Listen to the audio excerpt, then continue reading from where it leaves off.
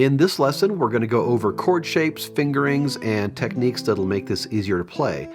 If you need some help reading the tab, I've got a video on that topic. I'll leave a link for that in the description. Also in the description, you'll find a link to a free PDF of this arrangement. This is a fingerstyle arrangement, although you could hybrid pick this as well.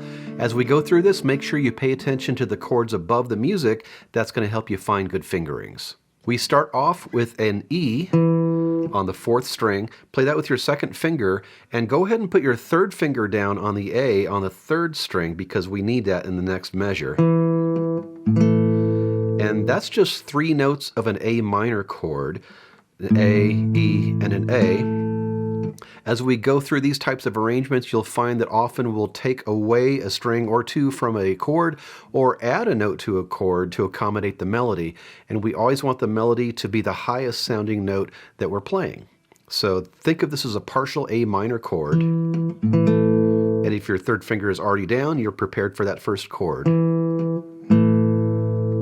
Open B to a C chord with melody on string 2. Again, string 2 is as far as we play because that's where the melody is. Open E, then a partial D chord, just 3 notes of a D chord. Play that with fingers 2 and 3. If you finger it that way, then you can keep your 2nd finger down at the end of the measure and then keep it down again as you move to this partial F chord, just 2 notes of an F chord, in measure 4. Here's that first line again.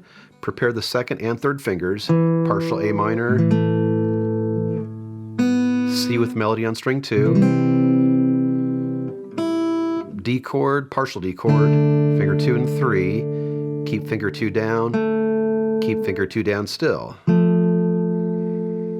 Pick up to measure 5, you have an A on the 5th fret of the 1st string. It's just 1 note, but bar the first 3 strings as you play that single note, because in measure 5 you're going to have to bar those 3 strings at the 5th fret.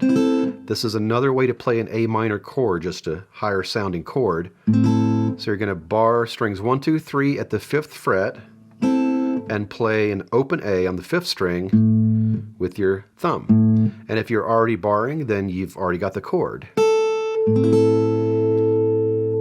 We move to a C chord with melody on string 1 on the G with your 4th finger. This time, instead of taking away a string, we're actually adding a note to the chord because of the melody. Now we have an open E here in measure 7. As you play that open E, go ahead and finger the E7 chord. The rest of the notes in this line are just part of an E7 chord. So if you have your E7 chord down already, you're good to go. So we have a low E, B, and then the rest of an E7 chord. And those markings by the B, the low E, and the low B are let ring or let vibrate markings. That just means you keep those strings ringing instead of stopping them. And the wavy line in measure 8, that means you're either going to do a finger roll or just a strum. And I like to do a strum because if we strum, we have 1 continuous motion from the low E.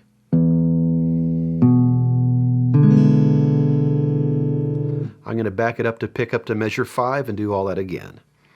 I'm barring at the 5th fret, C chord with melody on the G note, E7, prepare the E7.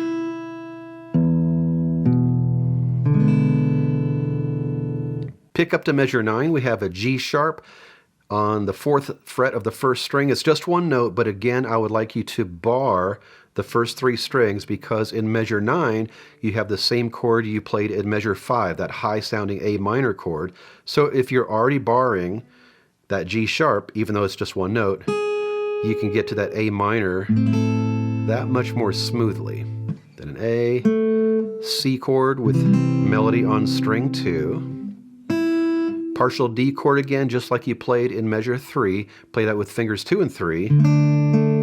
If you do that, you're going to be able to keep finger 2 down through the next few measures. So you keep finger 2 down As you move to this partial F chord, just 3 notes of an F chord. I'm going to back up to that G sharp pickup to measure 9. I'm barring, high A minor, C chord with melody on string 2, partial D, fingers 2 and 3, keep finger 2 down here. And now as we move into measure 13, you can keep that second finger down on the A. Just put your first finger down on the E on the 4th string. And this is a partial A minor chord again, just 3 notes of an A minor. Moving to measure 14, now we're playing fingers 1 and 2 on the G sharp and the E. And then we're outlining an A minor chord. That's called an arpeggio when you outline the notes of a chord instead of playing them all at once. At the very end, we move to that high sounding A minor chord again where you're barring at the 5th fret. And what you can do, the measure before, you play A on string 2 with finger 2, C with finger 1, and then you have an open E. Take advantage of that open E. Move right when you play that E so you can get to that high A minor bar chord. I'm going to back it up to pick up to measure 13. This is the last line. Finger 2 on the A and add finger 1 to the E. Fingers 1 and 2 again. Arpeggio and move. And that was House of the Rising Sun for solo guitar. Have fun with this, and don't forget to check the description to see where you can get the free PDF. That's all for now. Thanks for watching, and I'll see you next time with more guitar tips and arrangements.